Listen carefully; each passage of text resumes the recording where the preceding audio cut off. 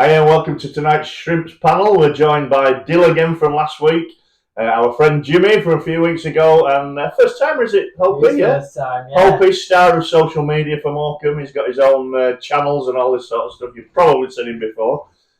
Dill, I'm going to come to you first because we were sitting here last week and there wasn't a question mark over what the result was going to be at Accrington. It was just how many we were going to beat them by. I went for 4-0, I think. I don't know whether you said 2 or 3 or something like that. I said 3. 3. So we definitely did not see that result coming. What went wrong at Accrington, mate? I couldn't really tell you. Honestly, I wish I could tell you, but I thought it was going to be 3 to them, and I was ready to just either go back to the pub or get on the train. It wasn't a good afternoon, really. No. I couldn't pinpoint it. We weren't up for it. We just didn't turn up on the day, and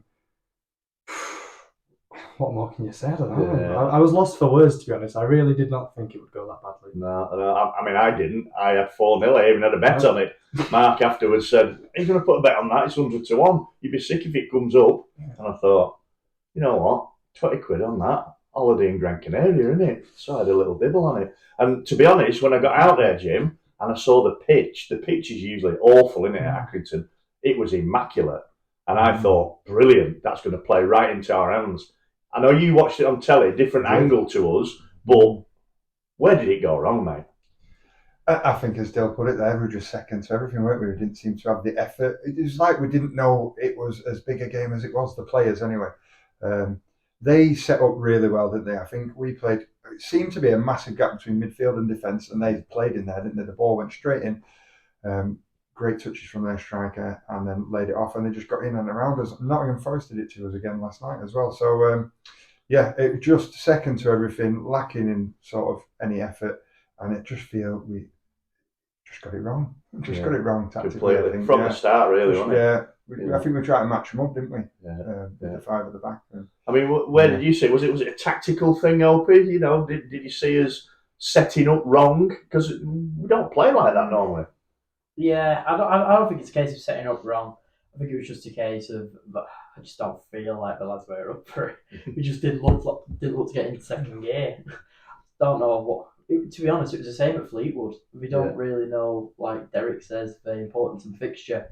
And I just hope that we don't go on Saturday and do the same thing. Yeah. Underestimate our opponents and the history behind it and flop. But I've noticed a very similar thing in the Fleetwood and Accrington games. We seem to get into it for the last 15 minutes. Yeah. From the 70th minute onwards, we seem to do all right. That was when Tollett's free kick was, and we just seem to start getting into games too late. But you can't do that because the game's already sort of lost. But that's not good enough, is it? And to be fair to the lads, that's not what we've been doing recently.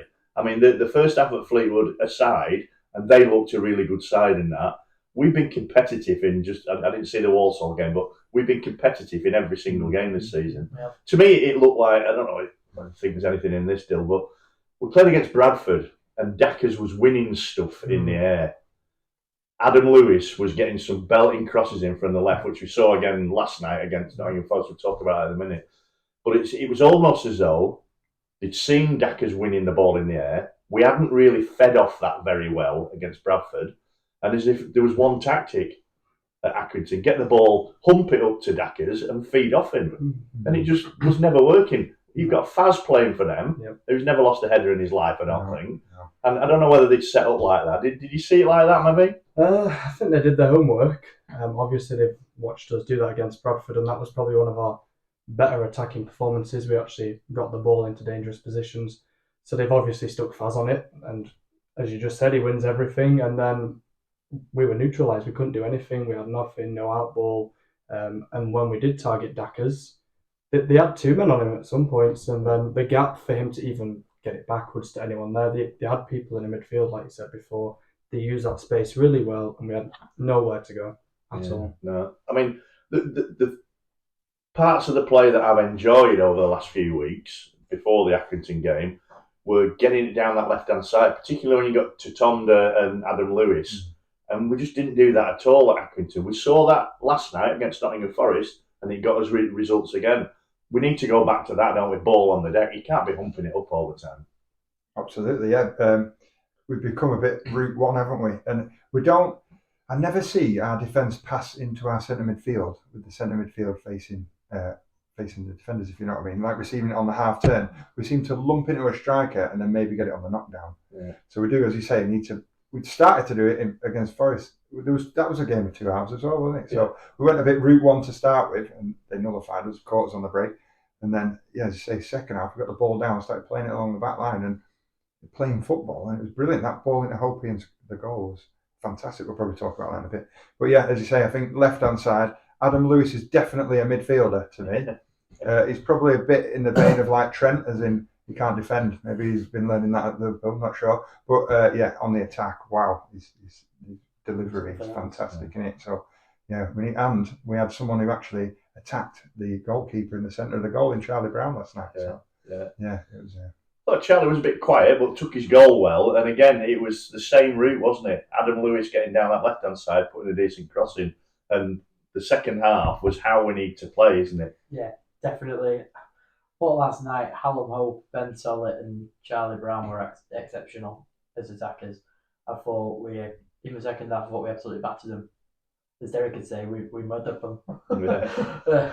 But in the first half, if I'm being honest, last night I thought we were going to lose like 4 or 5, and I thought I could see like the fans who were there, things were turning and people weren't happy with what was going on.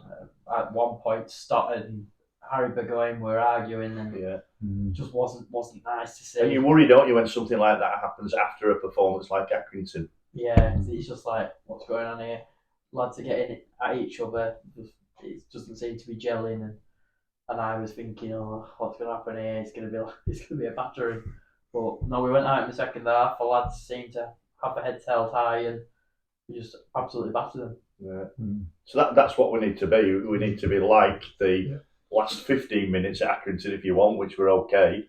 And the whole of the second half, I thought we had a different attitude against Forest. Yeah, why can't we do it for longer?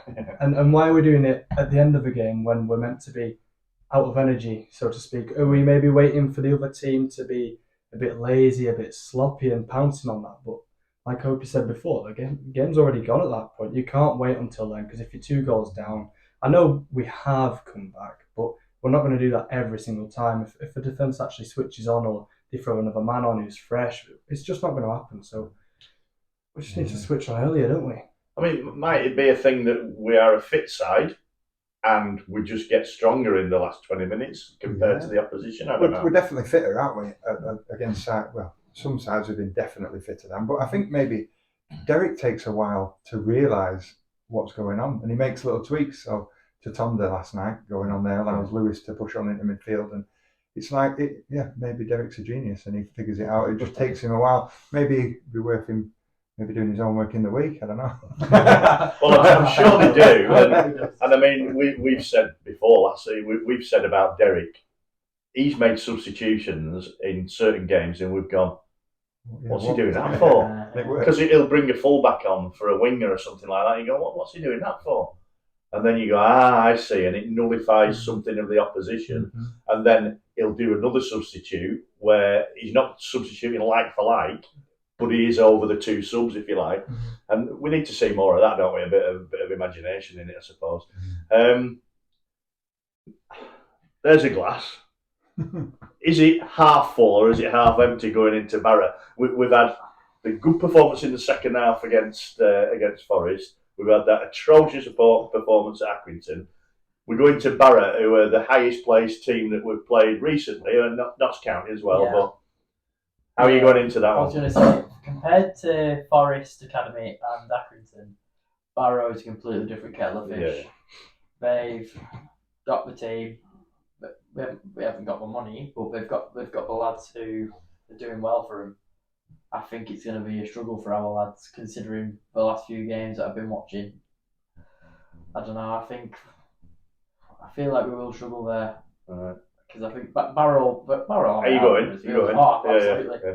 Definitely. The lads they'll have it out for us. The Barrow lads will be up for it.